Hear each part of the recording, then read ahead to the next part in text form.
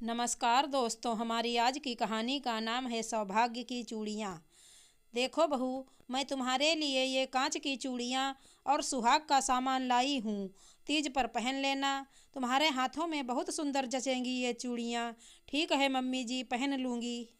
गोमती जी अक्सर ही तीज पर अपने साथ अपनी बहू वंशिका के लिए चूड़ी और सुहाग का सामान खरीदती थी, पर उन्हें पता होता था कि वंशिका को उनकी लाई हुई चूड़ियाँ पसंद नहीं आती। वो रख तो लेती उन्हें, पर जगह की कमी का हवाला दे वापस कर देती थी। फिर भी वो अपना फर्ज समझ लेना नहीं भूलती थी। इधर वंशिका बड़बड़ा रही थी, लो फिर ले आई चूड़ियाँ, वो भी बिल्कुल सादी।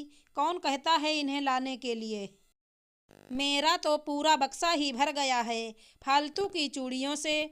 पर तीज पर तो मैं अपनी मनपसंद लाल वेलवेट वाली मेटल चूड़ी और हरे कुंदन जड़े कंगन का सेट ही पहनूंगी। गोमती जी ने देखा कि इस बार भी बहू ने उनकी लाई चूड़ियां नहीं पहनी, तो उन्हें थोड़ा बुरा तो जरूर लगा, पर फिर खुद को दिलासा देते हुए बोली, अरे तो कौन मेरी बहू अनोखी है, आजकल तो कोई भी नहीं पहनता ये साधारण सी चूड़ियाँ। अगली बार मैं उसे ही पैसे दे दूंगी मनपसंद खरीदने के लिए। हर बार की तरह इस बार भी तीज के चलते वंशिका की किटी पार्टी में हरा ड्रेस कोड रखा गया, जिसमें हरी लहरिया साड़ी और सादी हरी चूड़ियाँ पहननी थी।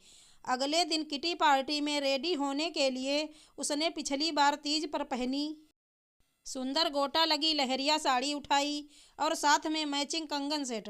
पर उसे याद आया कि इस बार तो सादी चूड़ियाँ पहननी है। कैसे वो ये बात भूल गई, और बाजार तो बहुत दूर है, बहुत समय बर्बाद होगा।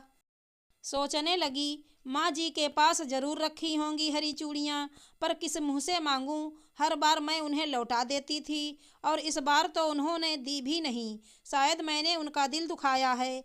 कितने मन से लाती होंगी वो।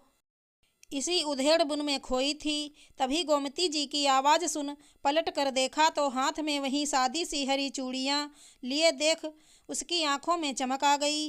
जल्दी से उठी और मेरी प्यारी सासू माँ कहते हुए गले से जा लगी। गोमती जी सकपकाई सी बोली, अरे क्या हुआ, क्यों बावरी हो रही है? सारी बात गोमती जी को बताकर पूछती है, माँ जी, क्या आपके पास और हरी चूड़ियाँ मिलेंगी? मैं इस बार किटी पार्टी और तीज दोनों में यही चूड़ियाँ पहनूंगी। चल, मुझे इस बात की खुशी है कि तू किटी पार्टी में ही सही पहन तो रही है। ये तो बहू सगुन के तौर पर मैं तुझे इसलिए देती हूँ कि खास तौर पर तीज के दिन इन्हें पहनने से सौभाग्य में वृद्धि होती है।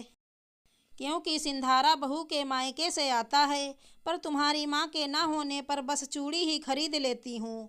और हाँ, ये कुछ पैसे भी रख, अपने मनपसंद कंगन ले लेना।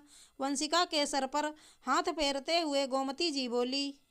वंशिका अपने किए पर पछता रही थी और भाव विभोर हो अपनी सास की दी हुई अनमोल हरी चूड़ियाँ अगले दिन पहनने के लिए ड्रेसिंग टेबल पर रख देती है। दोस्तों, कई बार हमें अपने बुजुर्गों की लाई हुई चीज़ें पसंद नहीं आती, पर उनका दिल रखने के लिए हम थोड़ा उपयोग कर लें तो इससे उन्हें खुशी ही मिलेगी और उनका आशीर्वाद भी। आशा करती हूँ हमारी कहानी अच्छी लगी होगी। धन्यवाद दोस्तों।